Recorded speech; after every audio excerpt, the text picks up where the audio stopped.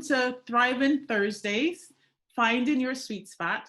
This is an initiative that we've been going on since April, and we are featuring therapists and mental health professionals in the community. And our goal is to make our therapists, our mental health folks more visible in the community so that you know who we are, what we do, and how you can connect to us. It's also a space to learn about mental health and get some questions answered. So today we're excited to be featuring Dr. Kerryann Williams, who's a psychiatrist and host of a show on 98.1 here in Boston. And we also have Vanessa Santos, who is a licensed independent clinical social worker who has doing some amazing work in the community as well. And so our goal is really to highlight your work. We talk about health, mental health, and healing, and how that helps us in our community grow and thrive. So welcome. I will share a little bit about myself, and then we'll share a little bit about the speakers, and then we'll get into the conversation. So I'm Dr. Charmaine Jackman. I'm a psychologist and CEO of InnoPsych, Inc. And some of you may be familiar with InnoPsych. We offer an online therapist of color directory, and our goal is to make it easier and faster for people of color to find therapists of color. And we're award-winning organization, and my goal is to really spread positive messages about mental health so that people see that as an option for healing. One of my sweet spots is getting outside and being on my bike, riding with my family. There's some information on how you can connect with us. Today, if you're a social media savvy, please connect on Instagram using the hashtag HealPOC. And one of our guests here is Vanessa Santos, who is a licensed independent clinical social worker. She is Cape Verdean and founder of Holistically You, which is an organization that provides not only mental health counseling, but integrative wellness coaching and Reiki energy healing. She is doing some amazing community work. She has opened her space to invite in community organizations and individuals who are doing creative work. So we are excited to have her talk about some of her offerings with you. And our next guest is Dr. Kerryann Williams, who is a psychiatrist, as I mentioned, and the host of 98.1.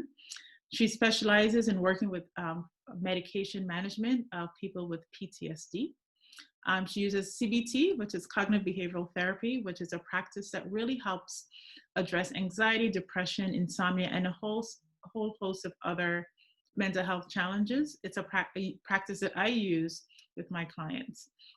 Her show on Urban Heat is called Black Health Matters, and she completed her training, her medical training at the Creighton University School in Omaha, Nebraska. We have similar paths in going. I left Barbados and went to grad school or undergrad in Dubuque, Iowa. So we have this path of leaving the islands and going to these very cold places in the Midwest. So welcome, ladies. Let me just stop sharing my screen. Welcome, and let me get to my questions here. And there you guys are. Where did I lost oh, there we go. I see them now.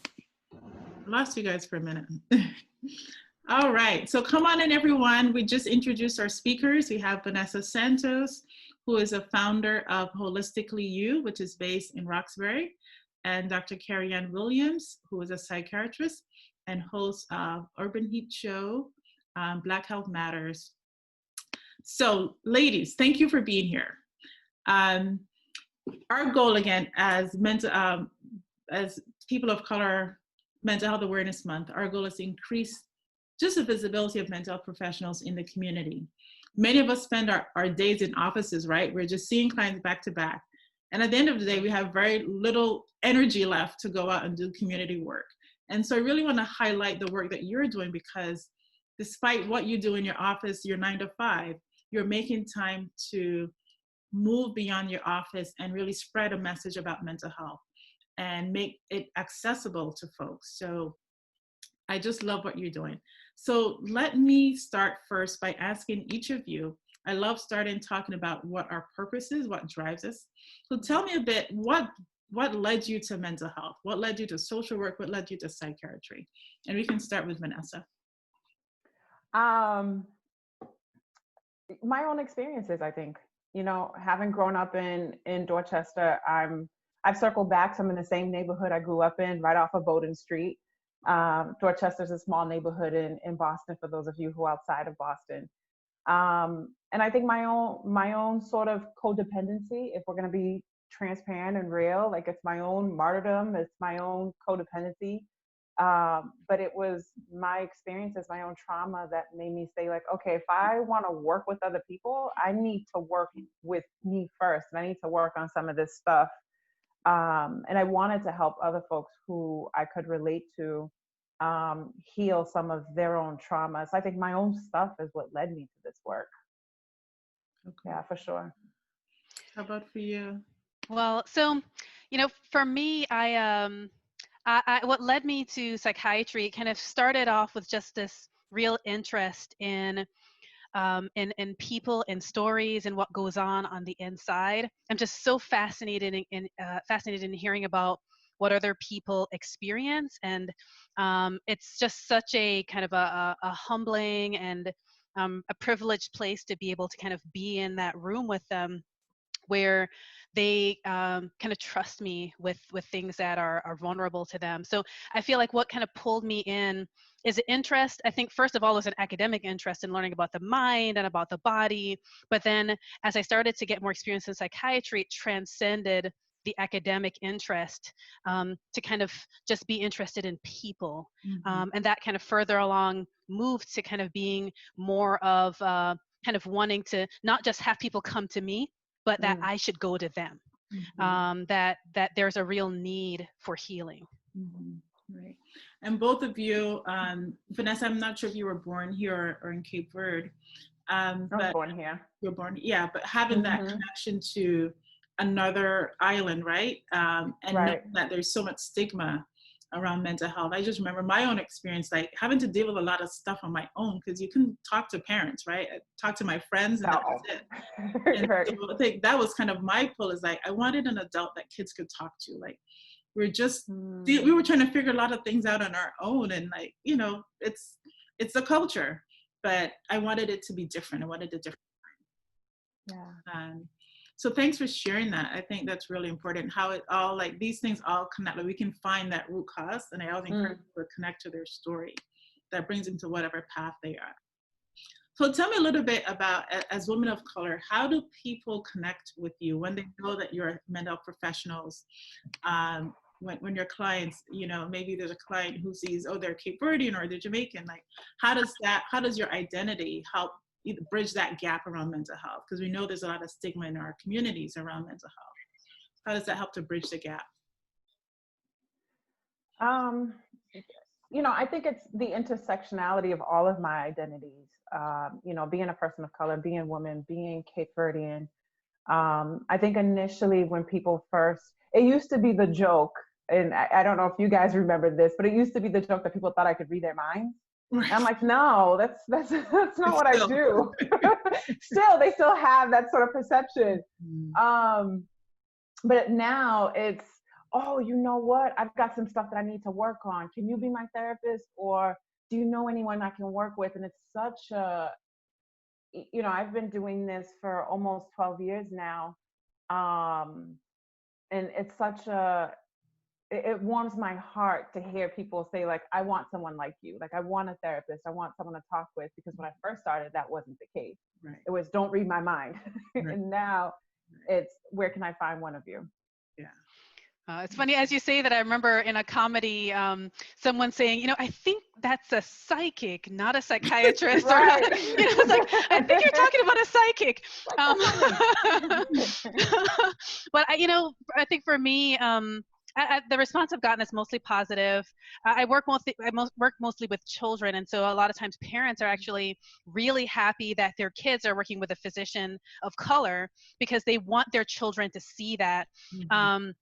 And so they're kind of like excited for that representation, particularly when I have parents who have adopted a child of color internationally, and they think, oh, I want my child to be able to see someone who looks like them. But also, I think when I work with individual patients, I've sometimes inherited patients who have not, who have chosen to leave other providers that are not of color. And so I feel like what they kind of see is someone who is going to see them differently. I may not have everything in common with them, but I'm looking at them with different eyes. And I think it means a lot to them that maybe they feel like they're being less judged or whatever the case may be. And I think that's a lot of what I get is that positive response. Great. Yeah. Thank you. And I think that going back to what you were saying, Vanessa, about can you read my mind? It's that guardedness too, right? It's like, I don't want you to know anything I'm not ready for you to share. Right. It's that guardedness around it that sometimes gets in. Yeah. Great. So tell me a little bit about kind of what do you find challenging about your work, and what's some of the enjoyable parts of your work? You want to take this one, Kerryann? You want to go first? I think to me, the most challenging part of my work is honestly the paperwork. I love talking to people. And if I just go in and I just talk to people all day and leave, I would be set. What the most challenging part of my work is that at the end of the day, I have to, spend a long time doing all these notes and all the phone calls and all the different things. That's actually the most challenging part, is that the balance of time compared to the amount of time that I actually spend with patients. I feel like there's a kind of a time crunch where I wish I could spend more time with the patients and less time with paperwork. So that's the most challenging part for me. Yeah. Similarly, I think the paper, well, I figured out how to get the paperwork out of the way. I figured out how to quickly do it in 10 minutes and shove it aside. I think the most challenging piece is all of the red tape, is all of the stuff that we have to, I take insurance. So it's that piece. It's having to deal with the insurances. It's having to deal with that stuff gets in the way of my work with folks. So it's not so much the paperwork, it's all of the red tape and the regulations and the rules and all of the, this contract asks for this contract asks for that, as far as the panels that I'm on. So I think it's that piece that I find the most challenging, is making sure that I'm keeping up with what they're asking me to do with the folks that I'm serving.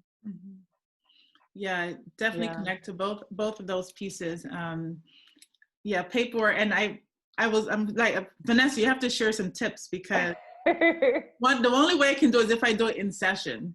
And so having the virtual has been easier. I do some forensic work, so that's always easier. Like I just type, but it can be a little harder when you are with a client and doing the computer. So what are your strategies? And this was not one of the pre-planned questions, but I know there's some therapists on here that want the information.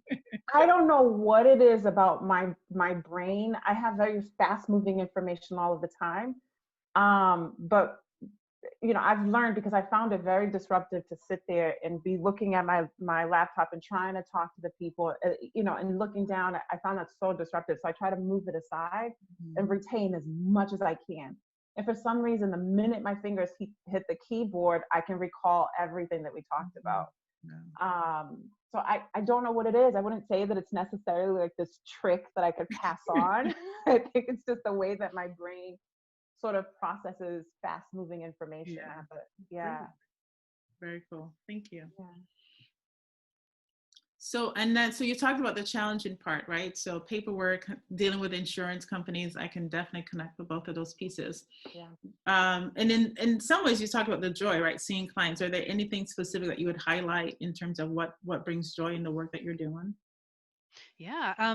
For me, I think the most enjoyable part of and because I work with kids primarily, Yeah. I just love seeing transformation. I love seeing the evolution. I like when, I'm working with them towards the end, and sometimes I'll go over and say, I'm gonna just kind of read some parts of my first note with you because I want you to remember where you're coming from. And sometimes they even laugh when they think about things that they said in that first appointment to me and things like that. And it's like I just love seeing transformation. I like that aha moment. I like when people come back and start talking about the areas of their life that they're getting back because they're starting to get better. Mhm. That to me is some of the most enjoyable parts of my work. Nice. Great. Thank you. Yeah. Same. I will say the piece that I really enjoy, I love the transformation and I love seeing it like right in front of your eyes. You're just seeing this person, change and grow. And the piece that I love is when they leave the office and then next week they come back and they're like, you know what, I was thinking about this, what you said, and I did this and I did that. It's that follow through. I love the follow through. When I tell them all the time, like the real work happens outside of these walls, like that. When you go home and you're following, like that's beautiful to me. And so to come back and hear them say that, it's like you're doing it. You're doing the work. I love this. Right? Or they tell you, I heard your voice when I this heard your thing voice. happened. Right. Great. I just want to say hi. We're getting folks from all over. We have someone in Connecticut. You have some local folks in Cambridge and Hyde Park. I saw someone from Cali and Oakland. Christina, welcome. We were out in California a couple of years ago. So thank you all for joining in. If you have any questions or you're making any connections, feel free to post those in the chat. We love seeing that feedback. So I'd love to give you guys a chance just to talk a little bit about what you're doing in terms of the initiatives that you're doing. As I said, I've spoken to both of you and just really impressed by what you're doing. So Kerryann, you want to start with talking about your show? Yeah. So earlier this year in March, I decided to launch a new radio show, Black Mental Health Matters, and it's all about the mental health issues in communities of color. Um, because our communities are so diverse. There's a lot of different factors going on. There's people that are kind of immigrants like me that come from cultures that have various opinions about mental health. Some are American born blacks. There's kind of like all these different kind of folks in our community, people from kind of mixed race, various backgrounds. So there's kind of like all these different kind of cultures that kind of converge when it comes to how do we think about mental health. And I realized there was a real need in our community for getting some of the kind of information about what you need to know about mental health, what you need to know about depression, what you need to know about bipolar disorder, what do you need to know about medications, what do you need to know about therapy. And I had this amazing platform to be able to do that on the radio in a way where people can call in and ask questions. They can drop questions on Facebook. They can even reach out to me throughout the week, and I can bring on guests, kind of like Dr. Jackman came on one week as well, and they can talk about their area of specialty and also kind of provide information to the community so that people can learn what they need to know, and also services and that can be promoted, like InnoPsych, which a lot of people don't know about. They can kind of learn about resources that are available to them, online therapy, apps on their phone, websites, all these resources can be brought through this show. So I just kind of felt inspired to do it after being on the radio for a little bit, being a recurring guest on someone else's show. I was encouraged to have my own show. So I decided to just take the plunge. Said, what's the worst thing that could happen? Worst thing that could happen is that it doesn't work and I stop doing it. So why not try? Love it. So I was That's my CBT. I did some CBT for myself. I was like, worst case scenario, doesn't work out. I can handle that. I love it. And someone asked to share the link for your show. So yeah, I mean, I think, again, I know you work full time, right? And that you're taking on this initiative because it's so important for you, for people to have this information, to break down the myths about therapy and mental health, right? That we don't talk about it. And the more that we can talk about it, the less stigmatized it is. So just thank you for doing that and putting that out there. Like you said, just going for it, right? So I was curious, like, were you a radio host in another part of your career? Right. Were you? I mean, that's one of the things that I'm thinking because it's so dope. Like, how do you just decide I'm going to do this? And It was just something yeah, that was in, I think it was just kind of, I was on the radio for a little bit as a guest, and I just decided to borrow all the different kind of like channel my inner Oprah, my inner, basically all the journalists and talk show hosts I've ever heard of. I'm like, let me just do what they did, what they do. Yeah. So I wow. love that. And I think, again, it's about bringing visibility to mental health. And that's, again, the mission of InnoPsych.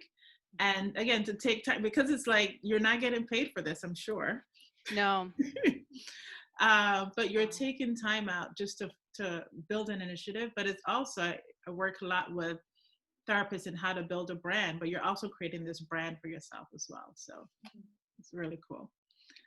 Vanessa, tell us a Yeah. little bit about what you're doing. I was just so fascinated. I didn't know all the things you were doing in your space. And I was like, everybody needs to hear about this.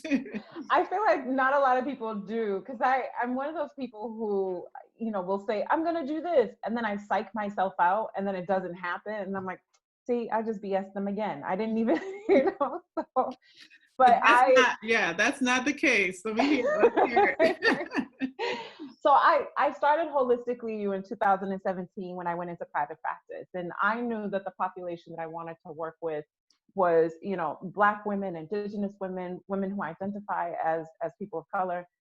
And when I was doing, individual therapy, I kept thinking about how so much of my work needs to be decolonized, how so much of my work needs to be anti-oppressive. And I felt like, this isn't how we healed to begin with anyway. Like, it was in villages, it was in groups, it was collective. And I thought, you know what, I need to be bringing more of that into what I'm doing. And so in 2020, earlier this year, I was sharing office space with Celeste. I think both of you might be familiar with Celeste, the therapist. So she and I were sharing office space, and she said, I'm going to leave at the end of the year. I'm going to leave in December. And so I said, you know what? I think this is the time that I need to launch this wellness center, this center that's going to be the space for women to come in and, journey through wellness with other women who look like them, who are like-minded, who are on those same sorts of journey through liberation, through healing, through all of that work. And so I thought, okay, what are these offerings going to look like? And so right now we're offering classes. So these are series-based classes on different topics, workshops that are one-off, like one session sort of workshops on different topics. We have what's called a community night. So this happens every first Thursday of the month, and community is spelled CALM, so CALMmuity. And this is the idea that, well, the concept for that was you can find calm anywhere. I was born in Dorchester, right in the middle of Four Corners with Bowdoin Street area. And for me, growing up, I ran home a lot because there were gunshots behind me. And so how do you find calm in that chaos? And my office right now is smack dab in the middle of Nubian Square. So I'm right there in Roxbury, across the street from the police station. So I'm with clients, we're doing sessions, and there's sirens coming up and down the street. For many of us, that's our everyday life. Everyday life can be chaotic. It's, commuting to and from work on the bus. It's at home with the kids. There's a lot that's going on around you. And how do you find that sense of peace and calm irregardless?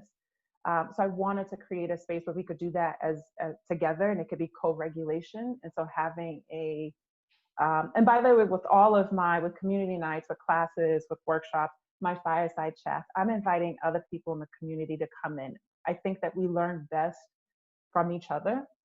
I don't care about the credentials behind your name. I don't care what your expertise is. I think we are all gifted and we all have something to share that can help us in that co-regulation, that can help us in that collective healing.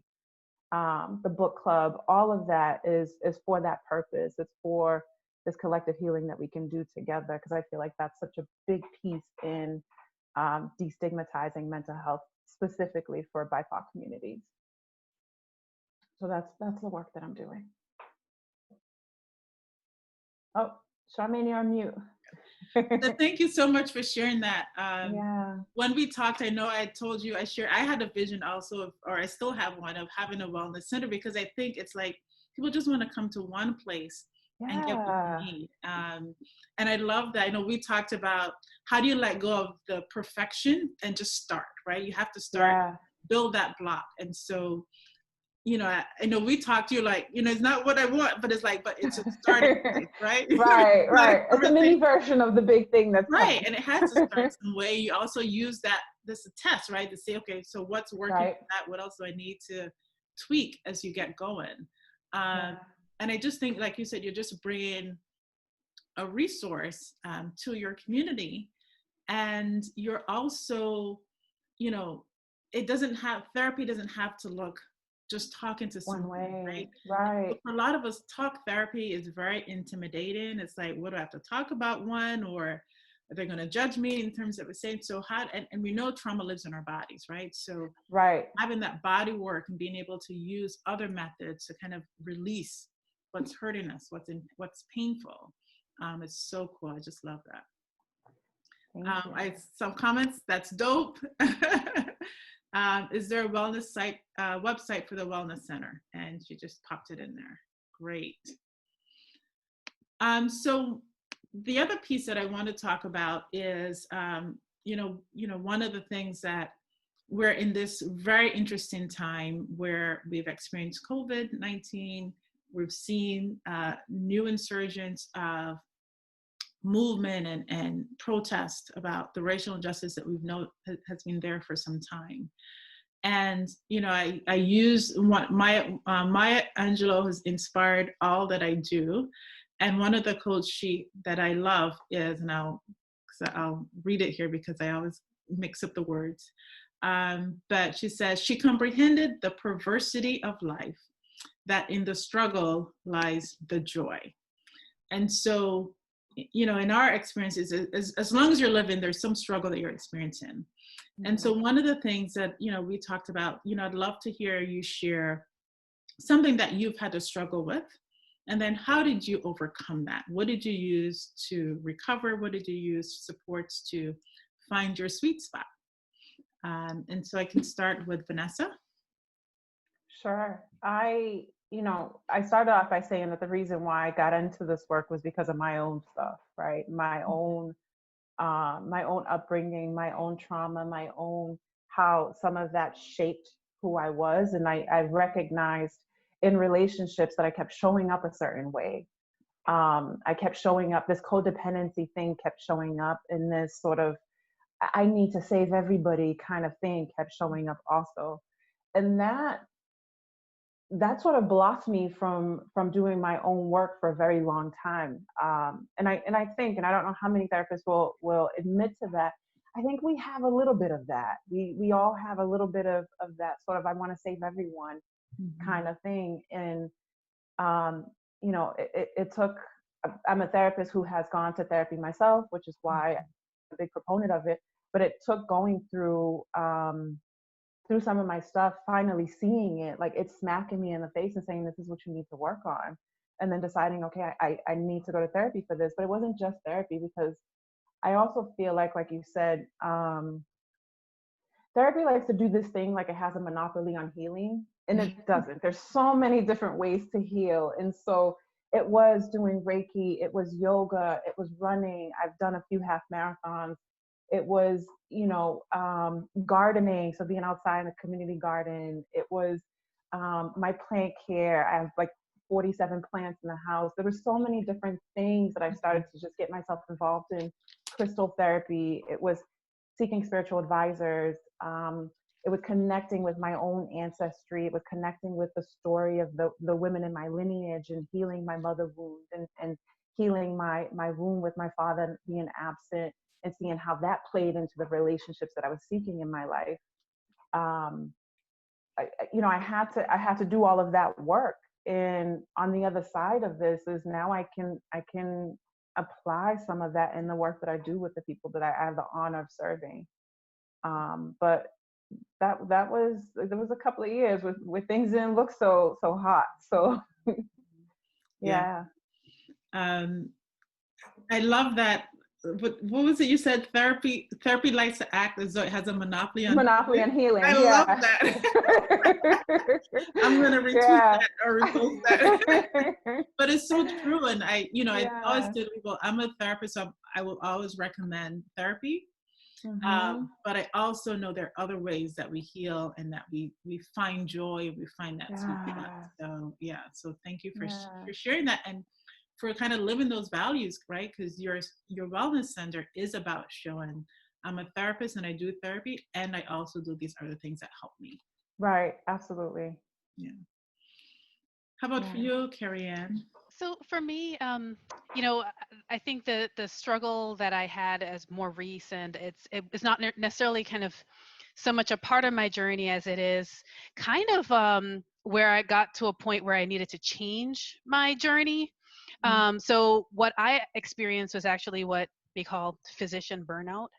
Mm. And I never thought it would happen to me. So there's kind of it's basically burnout is like a slow fade. It's not something that happens because you have one, kind of one hard year. As a physician, I had this mindset, kind of a typical physician mindset of like hard work for the sake of hard work. Like there's a lot of fulfillment in hard work. Mhm. But for a long time, there was always something that I could tangibly kind of get from it. Like I would graduate from medical school or graduate from residency or fellowship. And then I got to this point when I finished all my training where I was doing all this hard work for hard work's sake, but it wasn't leading to anything. And I remember looking at my future and thinking, in 20 years, am I still going to just be seeing clients Monday through Friday and doing paperwork until 8 p.m.? Is that going to be what I'm going to do for the next 20 years? And if not, what do I want to be doing in the future and how can I change my life? Um, on top of that, part of burnout is if you're experiencing physical symptoms and other emotional symptoms that are signs that your work is just too much. And I was. I started having mood changes and physical signs and things like that. And I was kind of thinking, so for me, part of what led to my healing is I had to change my mindset. This idea of kind of like hard work for hard work's sake, it's a very poetic, but it wasn't working for me anymore. And I had to actually come to terms with the fact that reducing my hours is not the same thing as defeat. It felt like a defeat. It felt like I was too weak to do the work. And I had to kind of release that mindset that reducing my hours kind of equaled weakness. And so I had to intentionally build in time in my schedule to actually kind of create margin. Now, the only thing that came along with that is I couldn't do that at the beginning. I had loans to pay off, but later on I was able to reduce my hours, and it's kind of been a part of my healing. And with that, kind of some of the things that Vanessa mentioned, like gardening, I've kind of gotten into gardening. I did sewing. I started learning how to paint. There's kind of a lot of different kind of hobbies that I really wanted to do, and I started to do all of them in micro amounts, sometimes on the weekends and things like that. Yeah, that's great. I so appreciate you talking about burnout or compassion fatigue, right? And there was a few years ago where like you said, and I think there's a part of that is that I know part of the immigrant mentality, or like, I saw my mom grind in her business and, I'm like trying to do it, but, seeing some rewards, but the toll that it takes on your body and your relationships with your family members, there are times where like, I don't want to see people because I'm just, grinding right now. And I had to stop. Like I was feeling awful, and cut back on some of the things that I was doing just to kind of ground myself again and to think about what is it that I really want? What am I going for? Right? Just spinning in circles, or is this leading somewhere? So yeah, that's really, really, really powerful. Thank you for sharing that. Any questions you guys have, please feel free to drop in the chat. So I'm going to share with you, again, just thank you for sharing your stories. I just love, being able for people to just hear, that we are human too, that we're also dealing with stuff, like we train and, we help support you in your journey. And we're also people who understand a lot of, what people are going through. So I just like to be able to share some of that. So I'm going to have you, so here, some of you know that I created these sweet spot cards, a card deck, that again, this is going to your point, Vanessa, is like, therapy is one way, and sometimes people aren't ready yet. And so how do I get people in the conversation or start doing things that will be helpful? So I started these, I launched this sweet spot cards earlier this month. And they're based on these 10 strategies that I think are really helpful and that I think can help people through a personal journey and through well-being. And this is actually on our website. This guide is on our website. So Janae, if you can put the link in that, is InnoPsych/resources. And so I ask you, so I want you to choose 2 that you've either done this week or 2 that you like, I cannot go without. These are the things that are part of my well-being plan that they need to be included every day. So 2 that we've done this week, and then 2 additional ones that you've done this week, or 2 that these are the things that have to be present in my daily life. Yeah. You want to start, Vanessa? Yeah, sure. So scenery is definitely one of them. I love nature. I'm a water baby, so I love being by the ocean. I love being by the water. I love showers. I love swimming. I also love, like I said, I have plants. We have a community garden next door, so I got a plot this year. Nice. Yeah, so I get a chance to go there, and I've never, so I mean, I can't take all the credit. Nature does all of the work, but I did put the plants in the soil. So I found this is the first year that I've done it, so it's actually brought me so much joy. But I was in there a couple of days ago and I saw this black thing because the leaves had grown so huge, and I was like, what is that? And I couldn't figure out what it was, and I opened it's a huge zucchini. Huge. I was like, oh, I did this. I run upstairs, show my fiance. I'm like, look.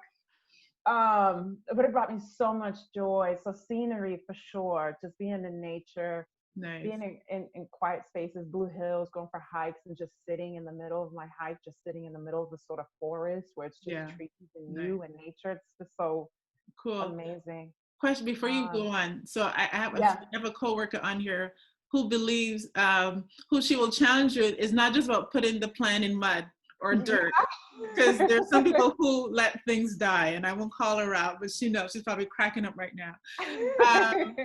But how do you, are there ways that you bring some of that nature into your inner space? And how do you help bring that when, like we're in dead of winter and you can't have that? Like what are things that you do to add elements of those things that you love into it's my plants. I don't know if you can see one. There's one back there, and then I have 2 up here in the office. Okay. But it's bringing in my plants. It's crystals. So I try to keep like crystals around me. That's sort of like my nature element. I've got a whole jar of them here.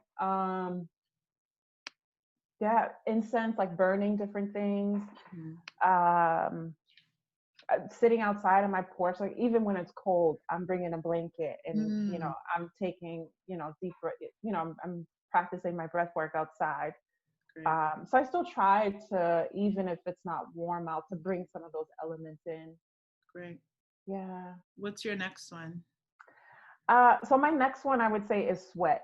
I have to move my body. Whether I sweat or not, I have to have body movement. If it's a quick half-hour walk, that always works for me. I think I just have the body type though that really enjoys movement. I tend to get really fidgety, restless. I've toyed with the idea of getting tested for adult ADD because it feels like that might actually be a real thing. I used to joke about it a lot, but I think it might actually really be something to look into. But movement feels good. Good, safe, fun movement feels really good to me. Nice. Great. Awesome. Yeah. Thanks for sharing those. Appreciate it. How about for you, Dr. Kerryann? So I think there's definitely more than one. I so resonate with what Vanessa said about the plants, because I think gardening, I just love watching things grow. There's like Yeah. this special joy when you actually see these little seedlings and you're like, those are my plants. Um, and needless to say, I always get disappointed every year because Massachusetts has such a short growing season outside, but Sorry. houseplants, so for me, I think probably the top one is spirituality. Um, I'd say the spiritual practice that I find most helpful is prayer. I believe that God listens, and I believe that God answers prayer, and so that has, I think, been the number one thing for pretty much most of my life. So that's been the thing that kind of helps me find my sweet spot. I think that also goes hand in hand with the self-reflection as well. I do tend to try to find quiet moments, and I do this, pretty much throughout the week, not every day, but throughout the week. I'll sit out on my balcony, as I'm watering my plants and different things, and just kind of watch the wind rustling through the trees, which I don't really get to do often. Now that I'm kind of working from home, I get to do it a little bit more. But because I'm usually out in an office all day, I don't usually get to just sit and look at nature. And so when I do that, there is this amount of self-reflection, and I end up kind of inadvertently doing mindfulness, because when I'm sitting there, I am focusing on the present. I'm focusing on what's happening around me. I can smell the neighbor's barbecue. I can hear the birds chirping. I can see the wind rustling through the trees, and I kind of focus on it. And I just, then all of a sudden I kind of start to fall into kind of an introspection, and I kind of always leave with some kind of new insight about myself or about what I want to do next. But those are kind of the main two things, spirituality and self-reflection, that I know I tend to do pretty regularly. Great. Thank you. I mean, that's so, that is, as you were talking, it's like, it sounds like mindfulness. And then you said it, right? It's so wonderful. And I think, that's why I like to name things, because I think for many of us and for our clients, they're doing some of these things anyway. But they have these fancy titles and they feel like it's something new that they have to learn. But it's like, I talk about prayer as like a mindfulness practice, right? In my work, it's like, that is the absolute mindfulness practice. So just sitting on your balcony and just being fully present, that's mindfulness. So just thank you for naming that and for putting that out there, because I think it's so key. Going back to the scenery, I actually don't really consider myself like a gardening person. My husband this summer went out and got plants. I'm like, thank you. And it looks beautiful. And then this week, my daughter and I pulled weeds from out of a patch, and it was so common. Just being there, pulling the weeds, and we were just chatting with each other. We were having a wonderful moment. But in other times, it would just seem like a chore, right? Like, oh, you have to weed the garden. But it was so relaxing just to do that with her. We were looking at, there were beetles we kept uncovering, and ants would follow and see where they were going. It was just wonderful. So I don't know, there's something that's getting, dislodged in me around the gardening thing. Yeah, and I just want to add, there's definitely a lot of examples of people who have found healing through gardening. There's actually like famous gardeners that when they tell you their story, they'll say, here's where my story started. Gardening saved my life. Like gardening actually literally saved my mental health.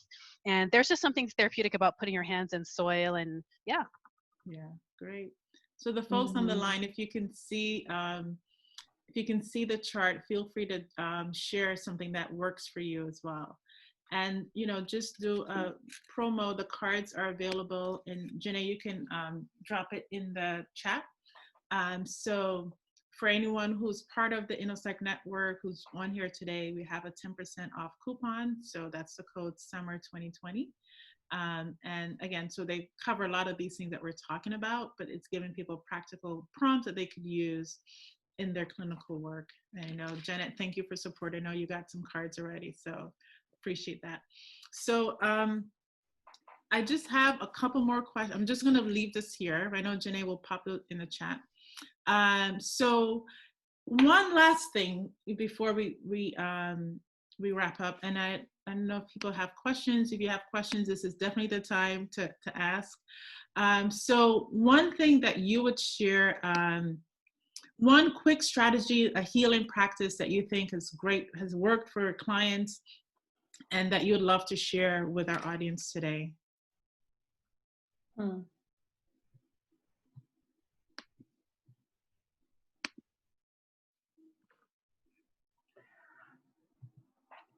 I don't know that it's necessarily, especially during this time, I think one of the things that has been, and I've suggested it to a few of the folks that I serve, and that's been to explore your city, explore your neighborhood, explore what's around you, take pictures, go for walks. I think this moment of unfortunate pause, there's so much that has happened that has been unfortunate, but it has been a moment of pause for some of us.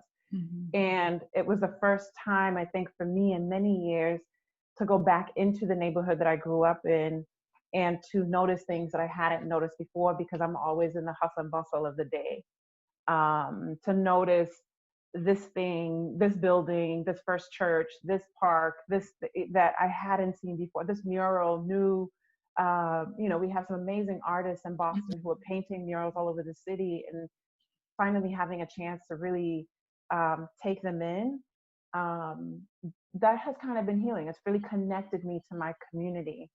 And so that's something that I've been encouraging people to do, is to get out, as safely as you can, given that we are still socially distancing, but as safely as you can, get out and take walks around your neighborhood, take walks around your city, your street, and discover something new, and take joy and pride that you're a part of that too. Yeah. It's funny that you say that, because I was actually thinking a very similar thing, which is, I think, kind of thinking about advice and ways for people to heal.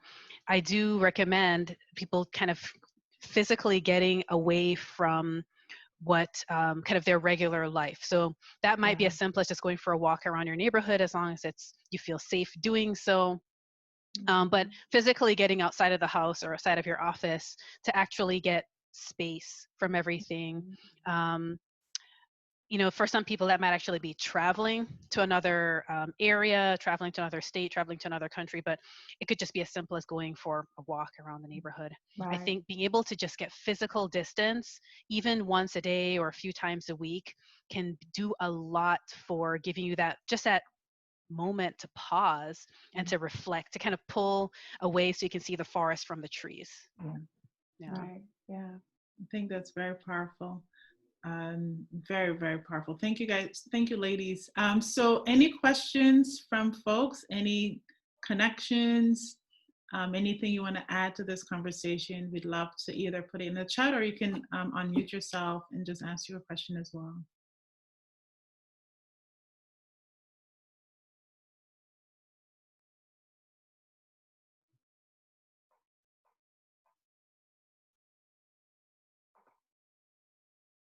All right. So quiet. I know. Sometimes it takes me a minute to process, right? So I was like, we're used to silence, right? We can wait. Yeah. Wait. It's all good. Good grief, this thing is ringing.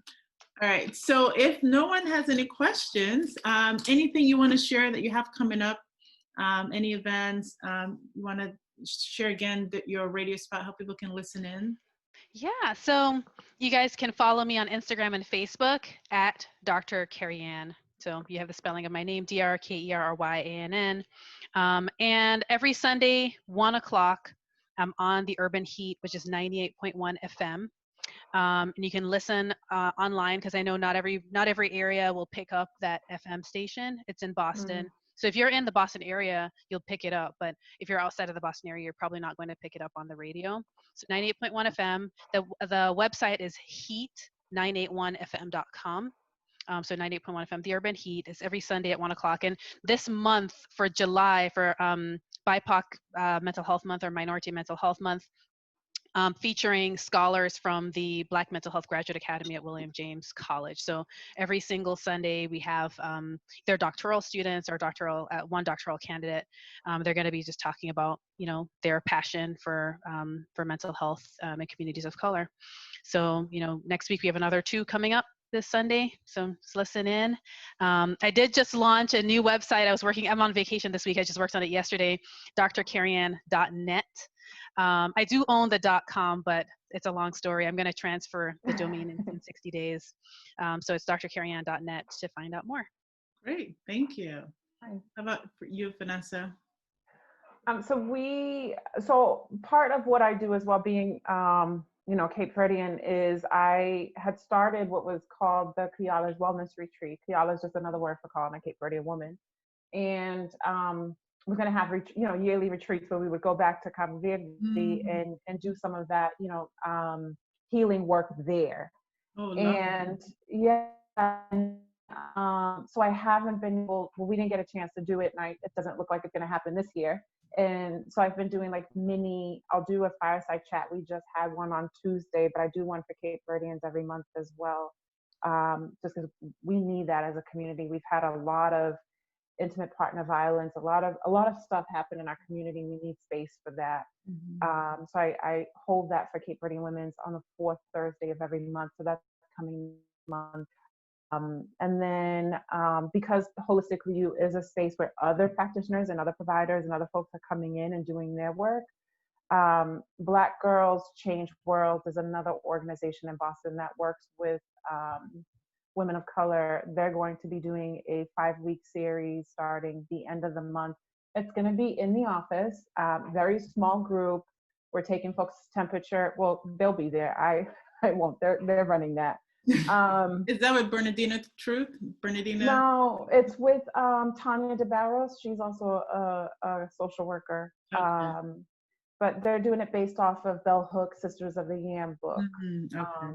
And so they'll be having dinner and conversation for 5 weeks in person. They're taking temperature. Dinner's going to be provided. And I have all kinds of stuff to keep people socially distanced. It's a big enough space where people can be socially distanced even still. And so that's happening July 28th. And I think that they still do have spots open. Okay. Great. Yeah. Excellent. Thank you. Yeah, no so problem. That is all we have time for. I really appreciate you coming on again. And so we'll stay connected. Feel free, if you guys will post your websites and things like that on our Instagram page so you can follow us. Thank you again for joining us.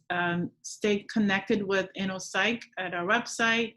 All of our events are posted on our events page. And we have a lot of stuff coming up. Tonight, we actually have another program. We're talking about mental health in the Black church. So that will be a Facebook Live one. Yeah, that'll be a Facebook Live where you can, we're streaming. So check out the website for ways to how to find that. We're really, again, this month is about really highlighting POCs and addressing issues that we might not have talked about before. So we also have a suicide prevention training on Saturday morning from 10 a.m. to 12 p.m.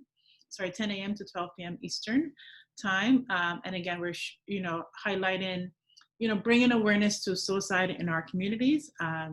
It's something that's not talked about.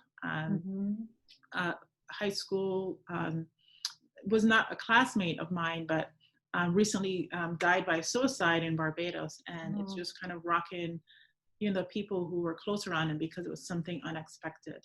And so it's given, again, people, how do we recognize the signs? How do we support each other? How do we make sure we're, not just dismissing someone who might be struggling because we don't know what it looks like.